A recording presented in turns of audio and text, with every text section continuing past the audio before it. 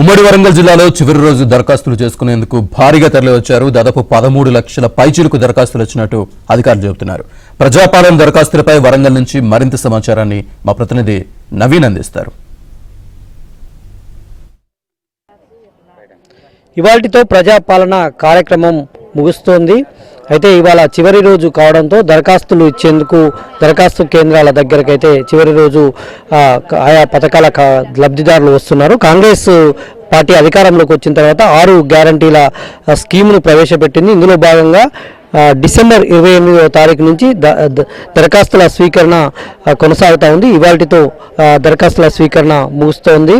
అయితే మొత్తం ఉమ్మడి వరంగల్ జిల్లా వ్యాప్తంగా ఇప్పటి వరకు 13 లక్షల పైచిలుకు దరఖాస్తులు వచ్చినట్టు అధికారులు చెబుతున్నారు. మొత్తం కాంగ్రెస్ పార్టీకి సంబంధించినటువంటి ఏవైతే ఎన్నికల ముందు 6 గ్యారంటీల స్కీమ్స్ ప్రవేశపెట్టారో ఆ 6 గ్యారంటీలకు సంబంధించినటువంటి లబ్ధిదారులు తమ దరఖాస్తు చేసుకునేందుకు ప్రజాపాలన కార్యక్రమానికి విచ్చేస్తున్నటువంటి పరిస్థితి ఉంది. వాళ్ళు గృహలక్ష్మి కావచ్చు, గృహలక్ష్మి పథకంలో ఉండేటువంటి కార్యక్రమాలు కావచ్చు, అన్ని రకాల ఈ 6 రకాలకు సంబంధించినటువంటి పథకాలకు దరఖాస్తు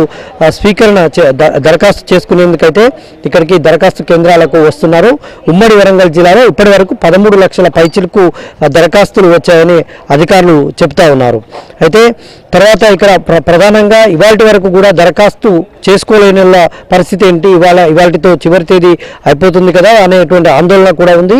అయితే గతంలో ముఖ్యమంత్రి రేవంత్ రెడ్డి చెప్పినట్టు మరోసారి కూడా అవకాశం కల్పిస్తామని చెబుతా ఉన్నారు. మరి వాళ్లకు ఎట్లాంటి రూల్స్ ఇస్తారు, వాళ్ళ దరఖాస్తు ఎప్పుడు టైం ఇస్తారు అనేటువంటిది మాత్రం వేచి చూడాల్సి ఉంది. అయితే దరఖాస్తుదారులు అయితే పెద్ద ఎత్తున ఇప్పటి కేంద్రాలకు వచ్చినటువంటి పరిస్థితి అయితే మనకు కనిపిస్తూ ఉంది. మేడం, ఇవాళ చివరి రోజు కదా, ఎట్లా ఉంది మేడం ఇవాళ ఈ ప్రోగ్రామ్ని చాలా మంది ఉపయోగించుకుంటున్నారండి. మన టీటీ క్వార్టర్స్కి సంబంధించిన వాళ్ళు కూడా మహిళలు ఎక్కువ సంఖ్యలో వచ్చి మహాలక్ష్మి పథకానికి దరఖాస్తు చేసుకుంటున్నారు. రోజు కంటే ఇవాళ చివరి రోజు కదా, ఇవాళ ఎట్లా ఈ రోజు ఎక్కువ వస్తున్నారు సార్. ఏ పథకాలకు అంటే మహాలక్ష్మితో పాటు ఇంకా ఈ 6 గ్యారంటీలు ఉన్నాయిగా, వేటికి ఎక్కువ రెస్పాన్స్?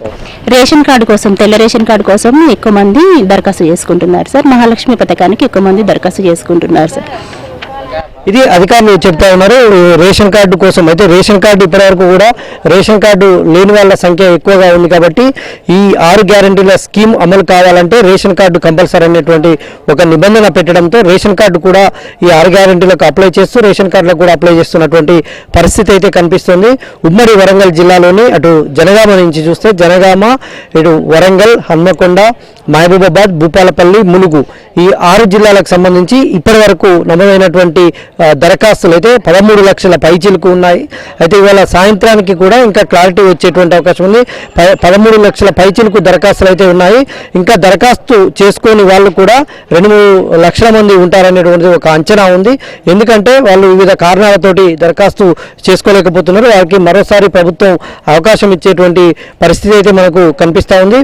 ఇప్పటి వరకు ఈ డిసెంబర్ 28వ తారీఖు నుంచి ఇవాళ వరకు అయితే ప్రజాపాలన అయితే కొనసాగింది. ప్రజాపాలనకైతే ప్రజల నుంచి అయితే చాలా పెద్ద ఎత్తున రెస్పాన్స్ అయితే కనిపించినటువంటి పరిస్థితి ఉంది.